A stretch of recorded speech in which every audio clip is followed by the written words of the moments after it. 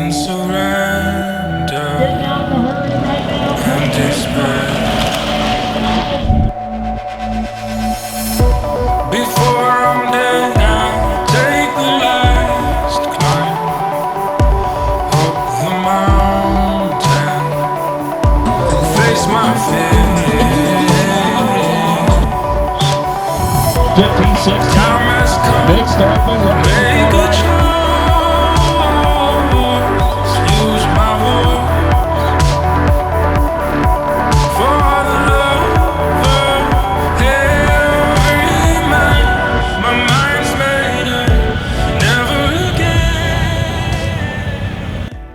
Here at Black Mountain's really good. I mean, I've come here since I've been in America, since about, I think 09 was one of my first years here. And this is the best one that I've been to yet. It's I like the 4 straights, that they're so busy and lots of room to pass, and yeah, so I'm really enjoying it. It's smooth as always. Every year we come here, it's smooth, and it's nice that looks like the rain's going to hold off this year as well.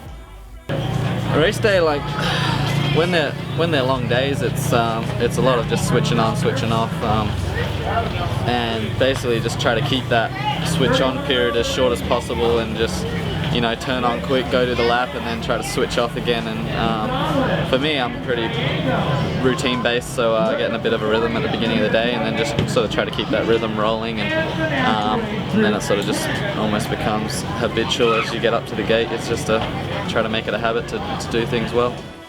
Yeah, I mean, US is the pinnacle of BMX, so this is where you want to get to, and the atmosphere obviously here is a lot higher than in Australia. And it's racing in Australia is picking up year and year. I mean, since I left Australia, this was night and day better. But now, I mean, Australia's getting better for sure. We've got a pretty cool national series now, and national championships are always a good race.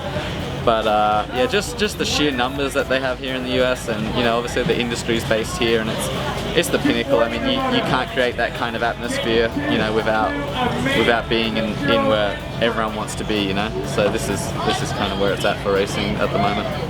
I mean, all of our guys are over here. Anthony's here, Kalen was here in them years. All of our top Australian guys end up over here generally, but every time, it's like anything, you go back and you race guys on their home soil, and that they go up a notch. So it's not easy, just like for us, me and Anthony, for example, to go back to Australia. It's not like we just go back and completely dominate. Those guys are good, and they're pretty eager to try to beat us as well. So there's a pretty good depth of guys there when you race in Australia. Never again will I turn around. Getting his heart into it into turn number 1 and out. Though they may surrender.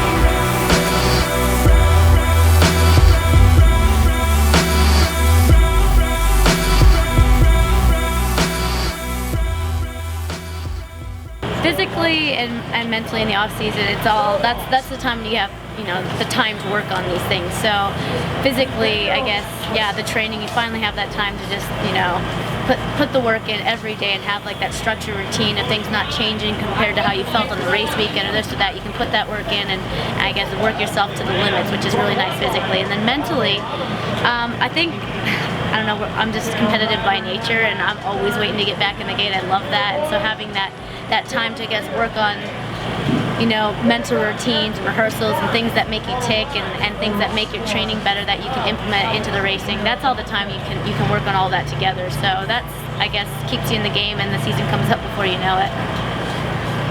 2015, I got a big agenda, I guess, coming into the year. I definitely, obviously, want to race this USA BMX series. They're giving the girls a great opportunity to race on the Supercross tracks, make a bigger stand with the payouts and whatnot, and I just think all those things are great, and I want to support that. And definitely want to keep chasing this American title.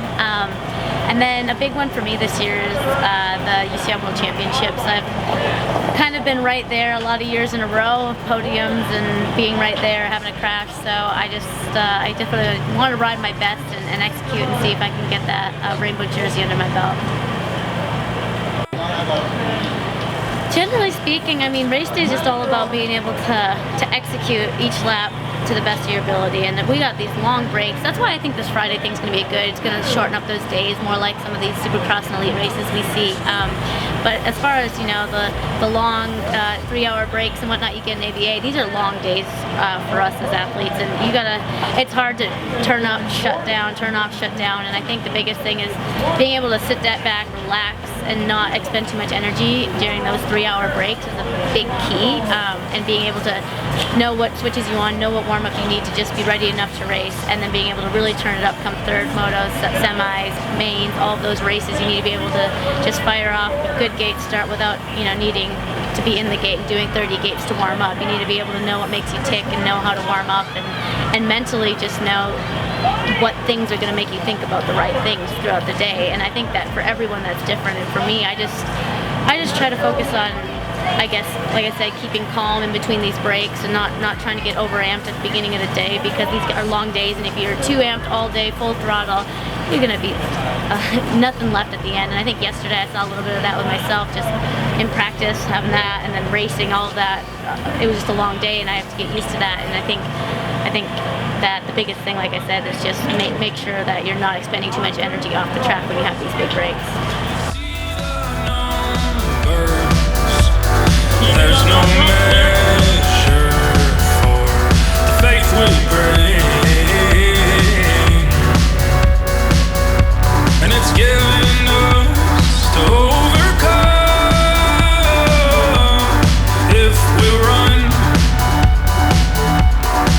where the Spirit calls us on. The greatest thing